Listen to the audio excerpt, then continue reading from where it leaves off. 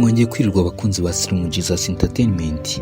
Najya ngo nibutse utarakora subscribe n'uvuye hano udakoze subscribe. No munsi nabateguriye ikiganiro kijyanye n'ibimenyetso 9 bizakubwira ko usonzeye urukundo cyane. Mu rukundo birasanzwe ko abantu bahorana byinshi, birashoboka ko wahura n'umuntu mukamenyana ukamwigaho, nyuma y'igihe ukaba wakomezanya nawe cyangwa ugafata umwanzuro wo gukuramo akawe karenge bitewe n'uko umubonye. Hari rero abantu batamenya kugira amahitamo mu rukundo bitewe n'impamvu zitandukanye, akaba yashaka urukundo uko rwaba rumeze kose ariko agashyirwa rubonye. Muri iyi nkuru tugiye kukugezaho bimwe mu bintu bizakwereka ko ufite inyota y'urukundo, mbese ko ushaka umukunzi uko byamera kose cyangwa uko yaba ameze kose, atari uko ubitekerejeho witonze ahubwo kubera igitutu umutima ushaka kugushyiraho. Ibimenyetso bizakubwira ko usonzeye urukundo cyane ni ibi bikurikira.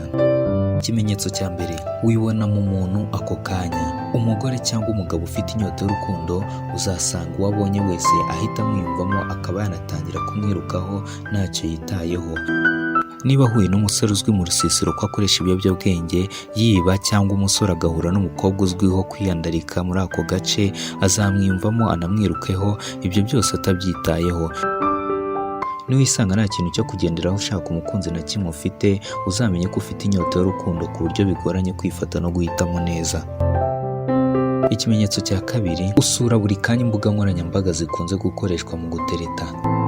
Izi mbuga uhora uzisura wibwira ko ushobora kuhabona icyo wifuza. Ni nko gufungura firigo utabitsemo ibyo kurya, ariko ukicara uyifungura ufite icyizere ko hari icyo wasangamo kije bitunguranye.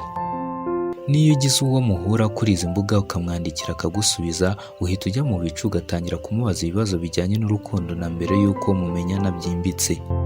Ikimenyetso cya gatatu, nugira ibihe bizwi by'itumanaho n'uwo muntu. Niba uhuye n'umuntu bwa mbere ugatangira kumwiyumvamo, akamara iminsi ataguhamagaye cyangwa nta butumwa bugufa koherereza, wowe nugoheka uhora umuhamagara kenshi uvuga uti nibura arabona ko namushatse. Ntukwiye guhamagara umuntu inshuro zirenze imwe ku munsi ngo ni uko muziranye, bishobora kumurambira. We niyo atakwitabye uribwira uti buriya fone ye ntiyasonnye, ntiyayumvise, nyamara ni uko ufite inyota y'urukundo ituma utagoheka cyangwa ngo worohere mugenzi wawe. Ikimenyetso cyiza ku mwanya wa kane ni uko ushyira imbere ibiganiro byo kumujyana guhura n'ababyeyi bawe. Iyo usonzeye urukundo cyane usanga n'uwo mwahuye bwa mbere mukaganira uhita wibwira ko byagenze neza ku buryo ushyiramo uti n'uyu. Ibi bituma wihutira kumubwira ngo muzajyane iwanyu ababyeyi bamumenye, nyamara ugasanga we nabyumva neza. Rimwe na rimwe ugasanga yemeye ko mujyana kugira ngo arye namwe ibyo mwateguye wadahuje intego nawe. Ikimenyetso cya gatanu ni uko usiga umwambaro wawe iwe ku bushake. Ubusanzwe ari gusura inshuti yawe ukaba wahibagirirwa nk'umupira w'imbeho utabigambiriye, ariko abasonzeye urukundo bo babikora babigambiriye. Yaba agamije kugira ngo uze kubona impamvu yo kumuhamagara ngo ubimubwire mubonereho kuganira, ujye unawureba umwibuke, umutekerezeho cyangwa ukamusaba kuzaza kuwutora. Nyamara ntiwirengagize ko navumbura ko usiga imyambaro yawe iwe ku bushake azahita kwanga. Ikimenyetso cya gatandatu ni uko umutesha umutwe cyane ku mbuga nkoranyambaga. Niba usonzeye urukundo ugahura n'umuntu mugatangira kujya muganira, ni umuhagahenge ku mbuga akoresha. Niba ataguhamagaye cyangwa ngo asubize ubutumwa bwawe, uhita wihutira kujya gushaka amafoto ye yo ku mbuga za Facebook, Instagram, Twitter n'ahandi, ari nako naho umwandikira, unasiga ubutumwa na za like ku kintu cyose yaba yarigeze gushyiraho kugira ngo umwereke ko habaye. Iyo akuburotse ku rubuga runaka, ufungura indi konti ukaguma kumwandikira kenshi nk'aho umuhendahendera kukwitaho no kuguha umwanya. Ikimenyetso cya karindwi ni uko uzasanga utangiye kumubwira ngo ibyo gukora ubukwe ku munsi wa mbere. Niba uhuye n'umusore cyangwa umukobwa mugatangira kuganira, uzajya umubwira iby'ubukwe mutaramarana kabiri mukundana. Nimusohoka wenda mugiye kuganira, uzihutira kumva ko ari impamvu simusiga yuko muzabana, utangire kumubaza ibijyanye n'ubukwe. Ibi cyane cyane bikorwa n'abakobwa.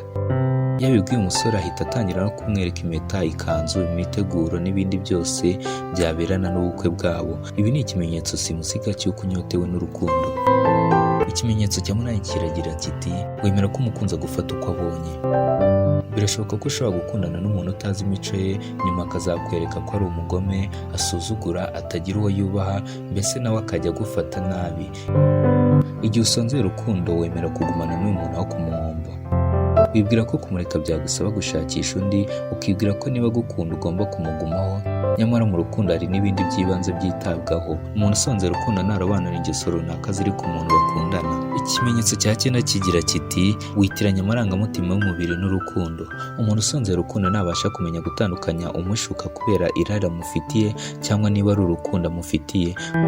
Hari abantu benshi bitwara nk'abakunda abandi ngo babone ibyo babakurikiyeho banezeze irari ryabo ry'umubiri.